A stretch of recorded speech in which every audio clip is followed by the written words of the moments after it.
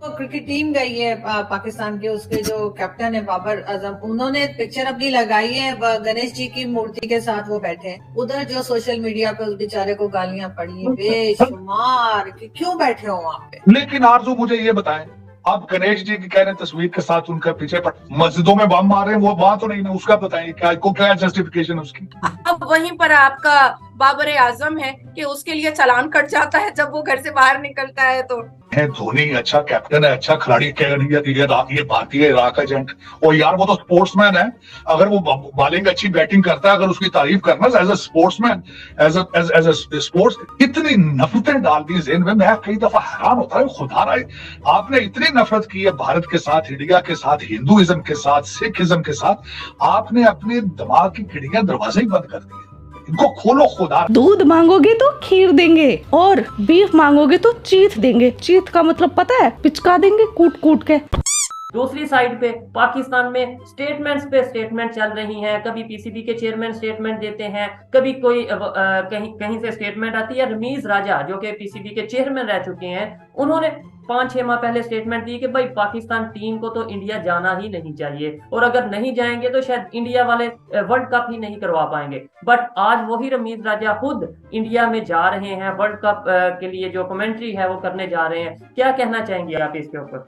मैं तो मोदी जी ने कहूँ कि इनके पिछवाड़े पे 4 मारो लात और इनको पाकिस्तान को रास्ता दिखा दो, फिर जाएंगे ना अपनी गंदी सी शकल लेके पाकिस्तान में, और वापस भूख सी सूखेंगे इनका गाल, तब इन्हें पता चलेगा कि दुश्मन मुल्क में कितनी इज्जत हुई थी। और यो बाबर तो खुद बोल रहा था कि मान तो कोई महारा मुल्क में इज्जत ना देवे, इतनी इज्जत दी है भारत ने। देखिए, कुछ लोगों की हरकत होती है और कुछ लोगों की फितरत होती है कि वो हमेशा मुंह से जहर ही उगलते हैं। और रही बात कि अब क्योंकि वो उनकी रगों में पाकिस्तान का खून दौड़ रहा है, तो उन्होंने अपने पेशे को साइड में रख करके पाकिस्तानी खून को ज्यादा तेज दौड़ाया है। अब बात आती है कि जब हमारे भारत की धरती पर, हमारी भूमि पर, हैदराबाद एयरपोर्ट पर जब आपके पाकिस्तानी क्रिकेट प्लेयर जब उतरे, तो उनका बहुत ही भव्य और भगवा स्वागत हुआ, बहुत ही जबरदस्त स्वागत हुआ, जिससे कोई भी व्यक्ति आपके पाकिस्तान का इनकार तो नहीं कर सकता है, क्योंकि सबने अपनी आंखों से, खुली नजरों से पथरा कर आंखें देखी कि कितना भव्य और कितना भगवा स्वागत किया गया है। मैं कहना चाहूंगी कि बाबरी से लेकर बाबर तक हमने भगवा रंग दिया। 1993 में 1993 में हमने बाबरी मस्जिद को भगवा रंगा था, और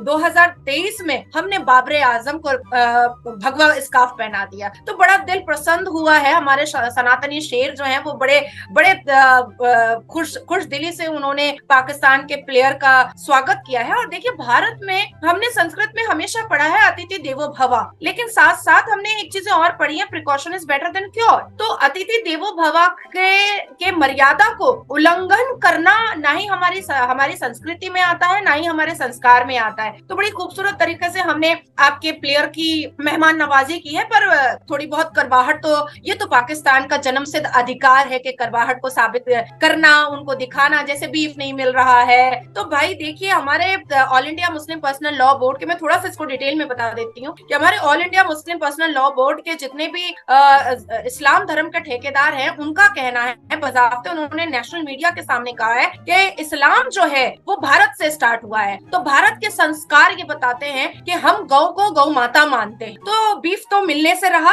और अगर तो ये सारी टिप्पणियां भी नहीं करनी चाहिए, जिसकी वजह से आप पाकिस्तान की सरकार को माफी का एक ट्वीट भी करना पड़ा और माफी मांगनी पड़ी। तो अब रमीज राजा की आप बात करें या आप किसी की भी बात करें, मैं इसको वैल्यू और किसी भी तरीके का इंपॉर्टेंस नहीं देना चाहूंगी। मुझे लगता है कि प्लेयर का काम है ग्राउंड पर अपनी वैल्यू खुद बनाना, तो वो जितना एफर्ट अपने काम पर देंगे वो ज्यादा बेहतर होगा। आप लोगों की इस तरीके की टिप्पणियों से उनका माइंड डाइवर्ट होगा, बेसिकली उनका माइंड डाइवर्ट होगा। तो मुझे लगता है कि आपको अगर पाकिस्तान के लोगों को, फैन फॉलोअर्स को अगर वीजा नहीं मिल रहा है यहाँ पर आकर के उनको चेयर करने का, उनको चेयर अप करने का, उनके सपोर्ट में आवाज ऊंची करने का, तो एटलीस्ट आप इतनी करवाहट तो मत फैलाइए कि वो भी सोशल मीडिया में जाकर के अपनी नजरें नीची कर ले कि यहाँ पर हमारा इतना अच्छा वेलकम हो हो रहा है, इतना भव्य स्वागत हो रहा है और फिर भी बाज नहीं आ रहे हैं ये लोग। अब मैं आपको कहना चाहूंगी कि मुझे लगता है कि रमीज राजा को पता चल गया था जिस प्लेयर के बारे में आप बात बता रहे हैं, क्योंकि मैंने कभी पाकिस्तान के प्लेयर के बारे में मैं उतना जानती ही नहीं। ठीक है, ये साउथ एशिया फुटबॉल फेडरेशन जो है अंडर 19 सैफ चैंपियनशिप भारत ने जीता, अंडर 16 सैफ चैंपियनशिप भारत ने जीता, मेन सैफ चैंपियनशिप भारत ने जीता 2023 में। 2023 के एशिया गेम्स में इंडिया ने 53 मेडल जीते, जिसमें 13 गोल्ड थे, 21 सिल्वर थे और 19 ब्रॉन्ज थे। 2023 के फुटबॉल एशिया कप को भारत ने जीता, हॉकी एशिया कप को भारत ने जीता, कबड्डी एशिया कप को भारत ने जीता, क्रिकेट एशिया कप को भारत ने जीता। सब पर भारत ने अपने अपने झंडे को लहरा दिया और मोहर लगा दिया। और भारत के प्रधानमंत्री और ग्राउंड पर जाकर के हमारे क्रिकेट के प्लेयर्स से मिलते हैं, धोनी जी से बातें करते हैं, विराट कोहली से बैठ करके चिटचैट करते हैं वीडियो कॉन्फ्रेंस के द्वारा। अब वहीं पर आपका बाबर आजम है कि उसके लिए चालान कट जाता है जब वो घर से बाहर निकलता है। तो अब देखिए, बात ऐसी है कि मेरे लिए बहुत बड़ी बात है जो मैं आपके द्वारा पाकिस्तान को बताना चाहूंगी कि हमारे भारत में वाकई में क्रिकेट प्लेयर हो या स्पोर्ट्स से रिलेटेड जितने भी प्लेयर्स हो, उनका ख्याल बहुत अच्छे से रखा जाता है। हम ऐसे शब्द भी नहीं निकालते हैं जिससे उनका माइंड डाइवर्ट हो, क्योंकि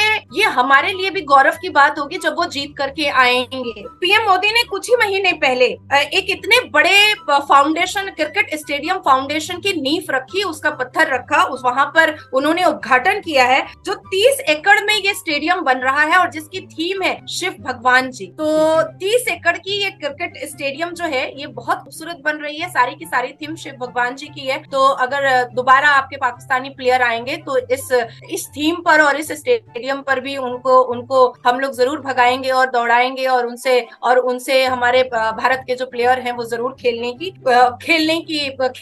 अब आपका दूसरा सवाल। ठीक है मैम, इधर एक चीज मैं ये पूछना चाहता हूँ, मैं भी आपको ये बात थोड़ी अजीब लगे या जो लोग देख रहे हैं, ज्यादातर लोग इंडिया से देखते हैं, उन्हें थोड़ा सा मेरी ये बात अजीब लगे, लेकिन अभी पाकिस्तान क्रिकेट टीम जब इंडिया पहुंची उससे पहले बॉयकॉट पाकिस्तान चल रहा था कि मतलब जो कश्मीर में वाकया हुआ और उन वाकयात को लेके मतलब जो जवानों की जानें गई इंडियन फोर्सेस के, तो उसे लेके बॉयकॉट चल रहा था कि भाई हम वर्ल्ड कप नहीं खेलेंगे। मुझे थोड़ा ऐसा फील होता था कि लाइक अगर पाकिस्तान की टीम वहां जाएगी तो कोई ना कोई कंट्रोवर्सी ना हो जाए, कोई ना कोई इस तरह का वाकया ना हो जाए, क्योंकि गुस्सा है इंडिया वालों को। लेकिन जब वो वहां पे पहुंचे तो इतनी एक्सपेक्टेशन से हट के इस्तकबाल किया गया, मतलब मेहमान को वाकई में भगवान, जो मैं सुनता हूँ कि भाई वहां पे मेहमान को भगवान समझा जाता है, तो वो सारे गुस्से, वो सारे शिकवे 1 मिनट में साइड पे करके इतना वार्म वेलकम, पहले बॉयकॉट और फिर जब पहुंच गए हैं, जब मेहमान हो गए हैं, भगवान हो गए हैं, तो वार्म वेलकम। ये सोच में और ये गुस्सा अचानक जो है वो इतनी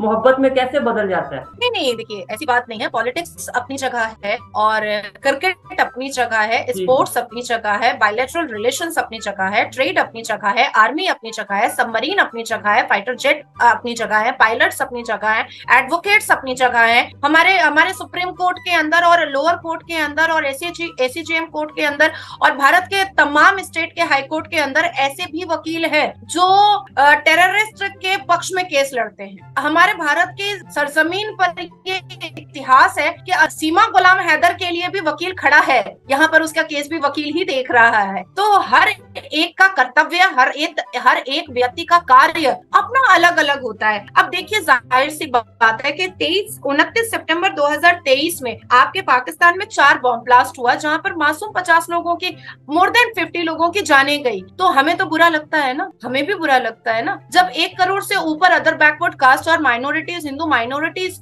को जब पैरों के नीचे कुचला जाता है पाकिस्तान में, तो हमें, हमारी आंखों से खून के आंसू गिरते हैं, हमें बहुत बुरा लगता है। जब 150 साल की मंदिरें पाकिस्तान में तोड़ी जाती हैं तो हमारे दिल को चोट पहुंचती है। जब पुराने चर्च को बेहुरमती के साथ बेइज्जत करके जब उसकी नींव हिलाई जाती है, तो उसको तोड़ा जाता है, उसके छत्ते को लात से मारा जाता है, हथौड़े मारे जाते हैं पाकिस्तान में, तो हमारा कलेजा कटता है, हमें बहुत बुरा लगता है। तो था ना वीडियो कैसो लागो, लाइक कमेंट और शेयर कर दियो, ठीक है। जय हिंद, जय भारत, जय मोदी, सॉरी जय हिंद वापस ही।